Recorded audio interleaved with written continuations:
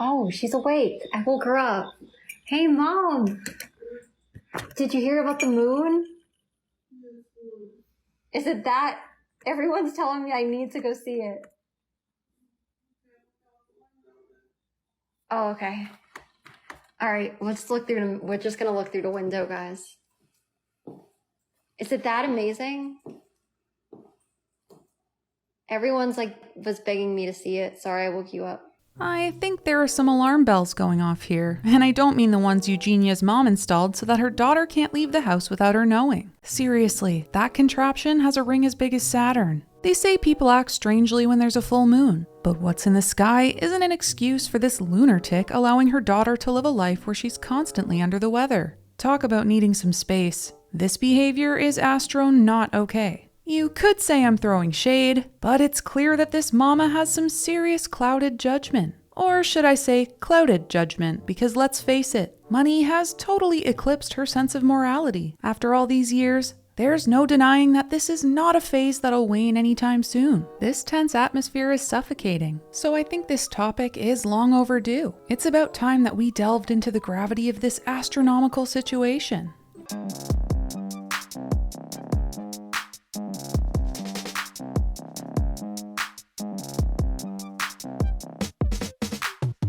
Hey Girl Scout, what's shakin'? How have you been? I personally have been feeling great. I've really been focused on my health the last year or so, and making a second channel with a blaze, link in the description. And all of the new habits I've implemented have made a huge difference that I've noticed more and more recently. The support from my loved ones while I got better made an undeniable difference. Finding new things for me to try, being supportive listeners, and sometimes giving me a much needed dose of reality instead of telling me what I wanted to hear. All this while respecting my choice to take a step back from YouTube and not force me to sacrifice my well-being instead of actually improving. Side note, if there's anything that you've done that's been life-changing for your health, drop it in the comments below, because I'm always up for trying new things. Long story short, them not enabling any behavior that would hinder my progress and only having my best interests at heart got me here. But what if they had taken a different approach? What if they thought I could use my suffering to gain more attention on my videos? What if they pretended I was fine and did everything they could to hold me back for their own selfish reasons? Well, we just have to look at Eugenia Cooney to find out the results of that approach. Yes, I'm certain that Eugenia's deterioration before the internet's eyes, while pasting on a smile and forcing out a faux reassuring voice, is not entirely a product of her own free will. I think the truth is, her mom is a driving force, and the years of living in a false reality where her thoughts, behaviors, and even personality are all controlled have prevented her from improvement. And for what? Well, look at the online attention and monetary gain from the bait and the denial. The proof is spelled out in every carefully worded, carefully crafted video this girl posts. And I think turning the focus on her mom's behaviors will give us some new insight on how this tragic story has unfolded over the years. So, enough chit-chat, let's just jump right into things. There's no changing it. It's like old Eileen's basement. Right. Now you gotta put the top on. You have it on backwards. Oh. No, don't do it now. Your underwear will show. Oh, right. Okay, never mind. I probably put the skirt back on so I flip it around. It's probably not that a good idea. There's no changing. Well, you know the top might fit then. I'll try the top. You gotta slide it up. Okay, go ahead. Okay, so now I guess we're trying to get a bathing suit on in the store. Make sure you have the right side. It's really hard to try things on when you change dressing rooms. That's the front. This is the front. With the shoestrings, yeah. Okay, I have to figure out how I'm gonna do this. Turn it around. Oh, this is the front. Okay, I got you. Okay. The bottoms are on backwards, just so you know. I'll fix it. I'll find a way. Everyone keeps telling me that I need to change. So because my mom is my biggest supporter, she recorded me trying things on so you can all see me change right before your eyes. She convinced me to upload the proof even though I wanted to bounce like a check, because she's all about the prophets. You know, the ones who pass on divine knowledge and teach us to avoid greed and pride and all that. What did you think I said? It's not a crime to give your 2 cents. The only thing you can charge her with is credit, because without her, you wouldn't have seen that video. You could say that she's strictly business, a cash-only business, but she's certainly cracked down on my ego inflation and keeping the channel interest rates growing. She cares so much that she's become my personal and financial advisor to keep me going in the right direction. I swear, the bond and trust fund between us just keeps getting richer as time goes on. And I really do believe that she feels like she won the lottery having a daughter like me. Deborah, Eugenia. If you really want something in this life, you have to work for it.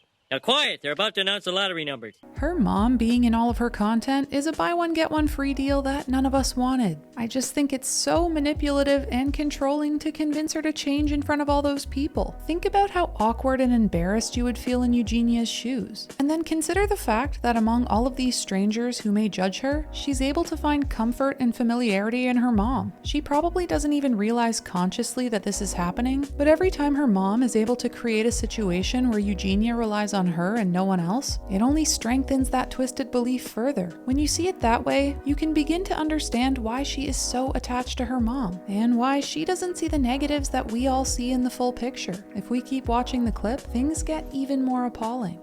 You gotta rearrange. You got at the bottom, you gotta try it on the right way. It's on backwards. I know, I'm gonna. Okay. I'm putting the skirt back on. Yeah, Because I okay. can't- I have like underwear. Yeah. Oh, sorry. Okay. Wow. I think I've managed to do it. I think so. I think I've managed to try to. Thank you, Mom. I think I've kind of figured out the size. Now it took me a while to figure it out, but I think I've figured it out. So I actually managed to like try this on with no dressing room. I don't know how I did it, but I did. So yeah. My mom loves thrifting as much as I do, and man is she good at finding great deals for herself. Anytime that I have some money that I don't think I'll need in the near future, my mom hops on the opportunity to snag it up before it's gone. Hey, at least then I won't let it waste away in a savings account. Instead, she encourages me to do the right thing, only keeping the absolute bare essentials and helping those in need of new designer clothes and makeup. Consumerism is out, sweaty, so maybe don't contribute to it by having extra money for luxuries like basic human living and financial independence. I'm gonna divvy out our rations. I'll start with this pack of Starbursts. There's pink for you, orange for you, red for me, yellow for you, pink for you, red for me. You keep giving yourself all the reds. This is completely random. I'm just going in order. I can't help where I'm standing. Even barring the recording aspect, there is something to be said about pushing Eugenia into a position where she's on display for a lot of people to see where it isn't expected. Deb is well aware that her daughter attracts curious, disturbed, and concerned looks from other people, and she seems to like the idea of having a daughter that gets a lot of attention. It's not hard to believe that many of the looks are directed towards Deb for clearly needing to step in to help her daughter with her obvious struggles, and yet she leans into it. Rather than feel shame or guilt, she doesn't care.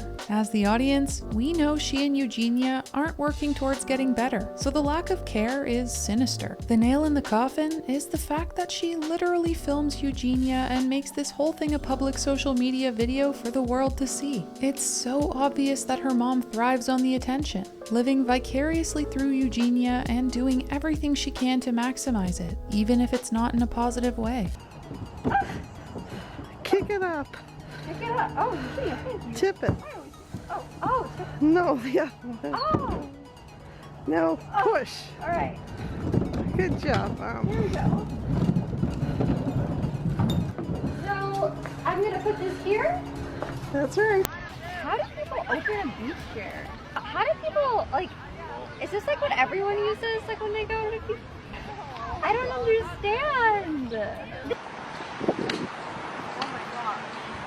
How do some people hit the ball? Am I holding this right? Oh my gosh. How do people do this? How do people do this? Does it come out? How do you do this? How do I don't understand. I don't know. Like, how do you get this little, like, white thingy out? How do you swipe an apple cart? You have to like make frosting? I didn't even know you could make frosting. I thought frosting was just something you like buy. How am I gonna open this? Like, why do they sell these for kids? Like, how are kids supposed to open these things? Like, how did I used to open them? I don't even remember. I used to blow bubbles. Hey everyone, it's Gypsy, your favorite houseplant. Lately, I've been looking outside at the other roses and just feeling so sorry for them. They sit in the garden, forced to wait for the polluted rain to shower them. They have to find their own nutrients in the disgusting worm-filled soil where they stretch their roots as far as they want. And they only occasionally receive pruning from their caretaker so that they continue to bloom each year. They actually have thorns to protect them from predators. Because unlike me, no one is there to constantly keep watch for them. That's right, I never had to grow thorns because someone else is always there to protect me from the outside world. I couldn't imagine living such a horrible life where you live the way nature intended. My mom has a passion for gardening, and so she plucked me away from the other roses in the bush and planted me in the most beautiful pot. Perfect for her to carry me around everywhere she goes so that she can always make sure I'm with her. I receive the most expensive soil because she knows what's healthiest for me. I don't get any of that toxic rainwater or dusty breeze, and she always knows when to give me water, so I don't even have to know when I need it for myself. She puts me in the window whenever she thinks I need some sunlight, and she'll take me away into the darkness so my roots don't grow too much. She's made me bloom as much as I think I possibly could. I'll never outgrow the perfect pot she chose for me so long ago, so that means that she can display me as her prized possession forever. I just simply couldn't imagine having to know everything for myself. Tell that to the other roses, though? Talk about a thorny subject. I don't know. I don't know. I don't know. I never thought I'd get this far. Look, we've all been there before, not knowing how you haven't learned some basic task before reaching adulthood. For me, it was getting my mom to teach me how to tuck in hospital corners, asking the auto shop guy where the windshield wiper fluid goes, and playing dumb holding an HDMI cable so that a Blaze will set up my PC for me. And it's fine, because no one's expected to know everything. But I think there becomes a very clear limit where someone is still self-sufficient and able to fend for themselves. In Eugenia's case, it's a bit alarming to see how many simple things she turns to her mom for guidance on. Okay, now you gotta crack 2 eggs in there. You have, Okay. Yeah. So I guess I just cracked the egg, right? Yeah. And Right. put the egg in, but not the shell. Maybe you want. Okay, you know how to do it? I think you do. Try. All right. Yeah. Wait, there's We a have shovel? to dig. Oh. Hold it. I need to dig. So what do I do? Just make a hole? We have to dig in the earth. Just like anywhere? Yep. Okay. How do you dig? How did you do that, Mom? Push the bottom. It didn't work for me. How did you do that? How did you do that? How did you do that? Just Okay, wow, how do you do this? try the other way. Get the strip. The black strip. No, the black strip. Put the pot down so it don't go all over your socks. Oh. Can we open this door? Yeah, go ahead. Please? I'd have to think on that. Want me to help you out? Yeah, you might be like a little better. It's hard, isn't it? No, I think it might be. Oh no. What? Oh no, oh no. Okay, I got it on stand my up. Don't touch it. Don't touch it. What do I do? Come here, I'll flake it off. Oh my gosh. You could argue that Eugenia never had to learn anything because Deb automatically does everything for her. So it's just become a habit for her to ask mom as soon as she faces a new challenge, a symptom of her parent coddling her too much. But I believe it's more sinister than that. You can see Eugenia turn to her mom as soon as she doesn't know something, asking her because she knows Deb will have the answer for her. She is completely reliant on her to perform even the most basic of tasks, and often needs her mom to physically help her instead of just verbally guiding her through the action. Without her mom there, she can't do a lot of things. I think her mom always did everything for her because she wanted Eugenia not to be able to do anything for herself, essentially trapping her into the sheltered and controlled life that she lives now. Mom knows everything, and I can't do anything without her. After so long, I could only imagine that warps Eugenia's view of her mom and puts her on a godlike pedestal. It also can shape the belief that she can't do anything without her mom, so she always needs her there. It's not just a hunch that tells me this is more than a bit of helicopter parenting either. How is your mom okay watching you wilt away? She's not. My mom lives with me. She knows that I'm fine. I know she eats. She takes good care of herself. Exactly. See? Exactly. Happens to be skinny mini, but she does take Exactly. skinny mini. We're all But she different. does take good care of herself. Exactly. If her helplessness was truly the outcome of a coddled life, I really don't think Eugenia's mom would be so blasé and dismissive about her daughter's health and the concern that her fans display, let alone a parent who cushions their child's life so much that they don't learn to do anything for themselves. No, I really think this is just another aspect of manipulating the way her daughter sees her and finding a way to keep them attached at the hip. It's unfortunate, because by shaping her daughter to believe everything that she says, convincing her to turn to her for advice on every little thing, she impacts the way her daughter sees her own health. With Deb leading the way, Eugenia can believe that she's okay, or at least not bad enough to acknowledge. She's not being instructed to stop engaging online or to seek help. Instead, making content is encouraged, and that's what she'll do unless her mom says otherwise. Oh, I'm sorry. I don't know how That's okay, Buzz, you alright? she ignored chat. Guys, no, my mom's not concerned about my weight. No, that was their I've question. known her my whole life. I know her blood work and her doctor's appointments and everything check out good. I'm not concerned. There's your answer. There you go. I think she just didn't hear you. She wasn't trying to be rude at all, guys. My mom is a very nice, I was good actually person. watching the settings screen. Yeah, she was watching the settings screen. I am so annoyed with my mechanic lately. He keeps telling me that there's something wrong with my car, and he won't listen to me when I tell him otherwise. Yes, the engine makes a few concerning noises and has stalled a few times, fine. But what car hasn't? I've had this car forever, and I've driven it through all sorts of weather without the smoky hood exploding. And though I've never had to deploy the airbag, I'm confident that it'll work when it has to. Why wouldn't it? He argues that he's a professional who can see all the signs of deterioration. But have I got a few words for him? First of all, I'm literally just there to change the tires, not ask for advice on my car's health. And secondly, I'm the one sitting in the driver's seat every day, so I think I would know better than him. I don't even notice the blinking red light on the dashboard in front of me anymore. And if it were really that bad, I would bring it to get fixed because it's my baby. He's fixated on this stupid idea that I'm going to run my car into the ground and ignore all of the preventative maintenance. But I keep telling him that there's nothing wrong and I'm not planning to let it go anytime soon. I've got all the paperwork to show that I'm going in for regular oil changes, and they never mention anything out of the ordinary. So why would I be worried? Besides, I spend a ton of time and money on detailing the car, driving it around to car meets for other people to see, and uploading awesome TikToks to show people the road trips we take together. I'm making the most of the car while I have it. If anyone thinks they know better than me, then they can just stop watching instead of acting like I'm a car crash waiting to happen. I'm fine. My car is fine. He's fine. Shut up! Deborah. You've done enough! They're fine. I can't believe you! She's fine. How can she sit back and say this when the whole world is telling her otherwise? I'm not a parent yet, so I can't say I understand the same as someone with kids, but I do know if my son or daughter had millions of people commenting on an obvious shift in their health, I would definitely want to explore that. And if it were specifically regarding the issues Eugenia dances around, I'd want to do all of this off of social media and in a private setting. I mean, I get people are concerned and well-meaning, but some of those comments are so rude, triggering, and unhelpful. I can also speak from first-hand experience as an online content creator that you only know as much as what the person shares online. So I suppose there's a lot of info that we don't know. But the thing is, Eugenia made a documentary with Shane Dawson where she explicitly states she had a problem in the past. And if Deb is unwilling to hear it from fans, maybe she should look at the evidence that her own daughter gives her that the past might not be so distant anymore. I wish Eugenia could be like this again. Well, too bad, because she's not probably ever going to be like that again, so too bad. Sorry.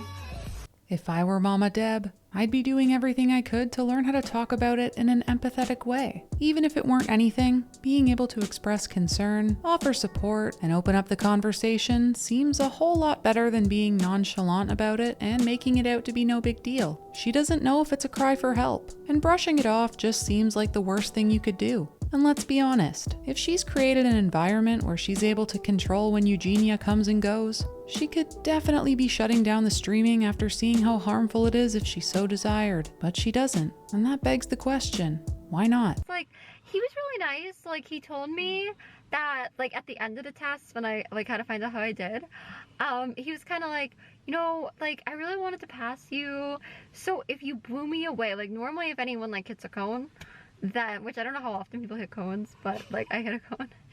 So like if people like, hit a cone. Normally it's like an automatic, like, fail. It's a fail. But he said that I was, like, really polite and nice and stuff, which is really nice of him to say that. So, he said that if I blew him away on the test, then he would have passed me. But I didn't, I guess.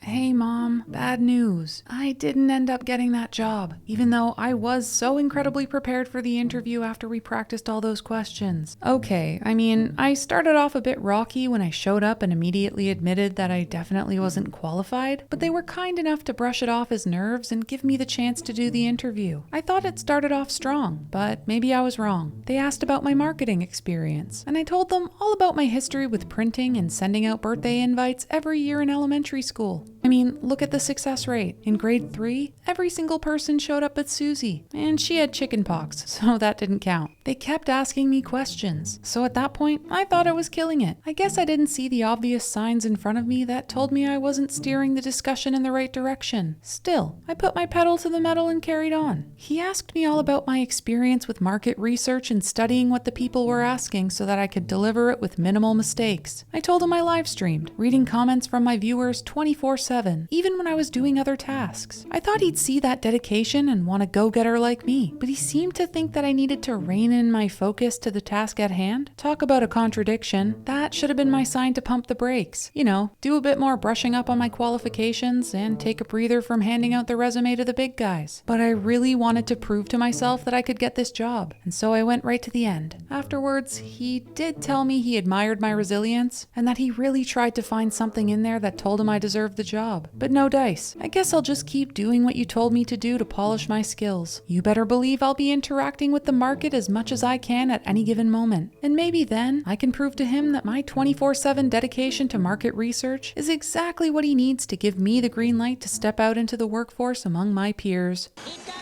You're good. You're good. You're good. And stop.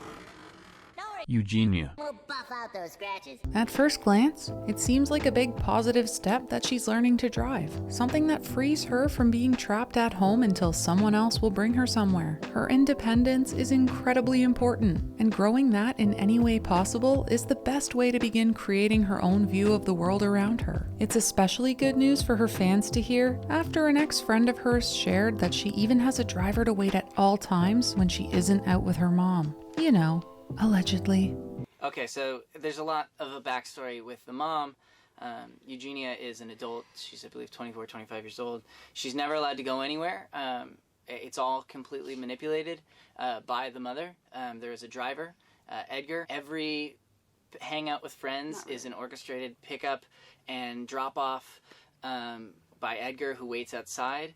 But despite this exciting new chapter in her life, things aren't as rosy as the Ray-Bans make them seem. Sure, everyone can fail a driving test, and laughing at the pretty silly situation is harmless in and of itself. You can keep on practicing and try again once you've mastered the required skills. But why isn't Deb focusing on a major issue that goes beyond passing the driving test?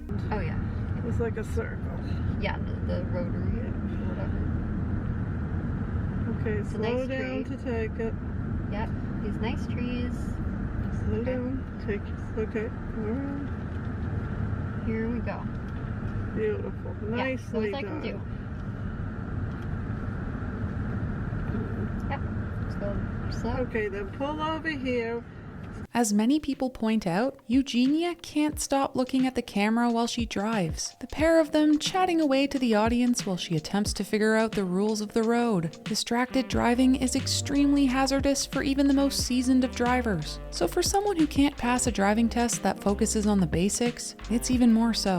And that doesn't even cover the fact that she can't absorb the information as much, because it's obvious that she isn't fully focused on it. I don't know about you, but if my parents caught me looking at my phone instead of the road when we were practicing back in the day, they would be on me ASAP. Even now, after 11 years of having my license, anybody I know would call me out. And I would call them out too. For her mom to allow it is just downright stupid. and it really sets a bad example to Eugenia. It downplays the severity of distracted driving, and it sends the message that making content takes priority over keeping herself and others safe. I just can't fathom why her daughter's well-being is so unimportant to her, but it certainly has an impact on Eugenia's focus and priorities, that's for sure. Like walks one day, and I don't even know. Like, I don't know what happened in this house before all of that, but Well, and the neighbors kept telling us, they're like, "Oh, like watch out, because like they have black cars." It's really weird. Nothing's happened now. Now everything seems like it's good.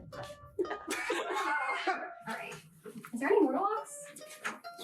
Oh, yeah. Oh, there we go.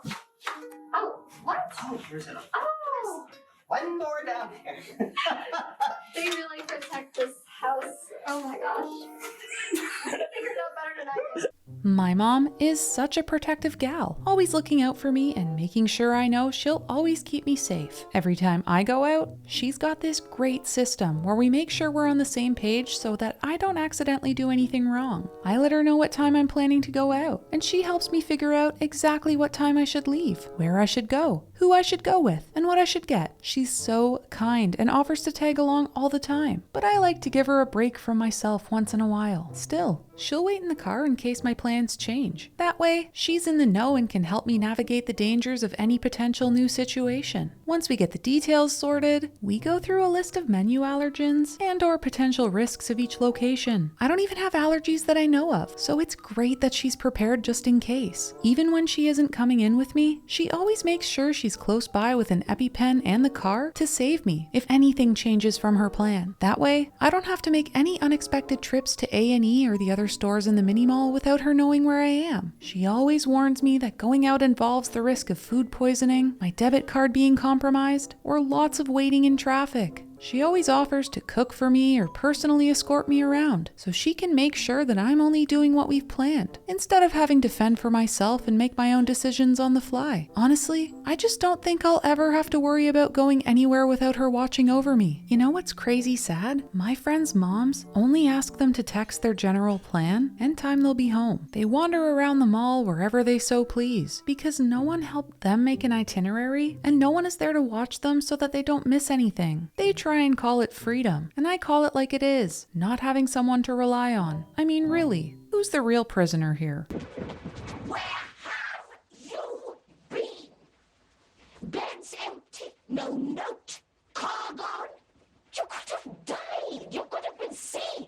Between the bells on the front door and the significant number of locks on the back door that she doesn't even know how to unlock herself, it's quite jarring. Sure, the mafia excuse could kinda make sense, but why not remove the ones you don't use? The bar is leaning against the wall beside the door. Why not at the very least store it out of the way if it isn't in use? Her also not knowing how many locks there are or how to unlock them is quite uncomfortable to watch, and you can tell it disturbs Shane as well. If the sole purpose is to keep people out, it just doesn't make sense that she wouldn't know how to use the door. You would think her family would all know how to use a completely functional door for fire and safety reasons, especially if it's in place for their well-being. Given the fact that her and Shane exit through that door instead of the front door, it also appears that it's in use. Given her lack of physical strength and reliance on her hovering mom, it makes you put a few pieces together as to why the heavy bar is there and why she has a lack of knowledge on the locks. Combine that with her mom not letting her go outside at night to watch the moon after hearing the chimes on the door, and a picture starts to form. Restricting Eugenia's freedom and not allowing her, as a fully grown adult, to step outside when she wants to is suspicious and weird.